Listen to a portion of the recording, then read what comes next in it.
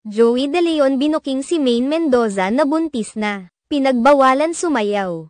Mainit na pinag-uusapan ngayon sa ilang mga entertainment news sites at mga social media platforms ang balitang nagdadalang tao ang actress host na si Maine Mendoza base sa naging pahayag ni Joey De Leon sa kamakailang episode ng Eat Bulaga. Sa kamakailang episode ng Eat Bulaga sa TV5 makikita ang pagsasayaw ni Maine Mendoza kung saan sinaway ito ni Joey De Leon na huwag itong masyadong gumalaw. Dahil sa naging pahayag ni Joey De Leon, marami sa mga fans ni Maine Mendoza ang nagbubunyi dahil naniniwala silang nagdadalang tao na si Maine Mendoza matapos ang ilang buwan ng kasal nila ni Arjo Atayde. Isa pa sa mga pinanghuhugutan ng maraming mga fans ni Maine Mendoza ay ang naging kaparehong pahayag noon ni Joey De Leon bago inamin ni Pauline Luna ang pagbubuntis sa ikalawang anak nila ni Bossing Vic Soto.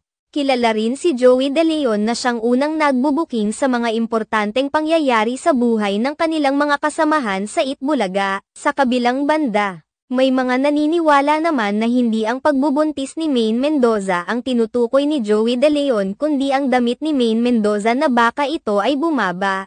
Sa pagkakataong iyon kasi ay nakasuot si Maine Mendoza Atayde ng white tube top, kaya sinabihan umano nito si Maine na huwag masyadong gumalaw. Ipinunto din nila na kung totoong buntis nga si Maine Mendoza ay hindi naman ito gagalaw at tatalon katulad ng kanyang ginawa sa episode na iyon kasama Joey De Leon.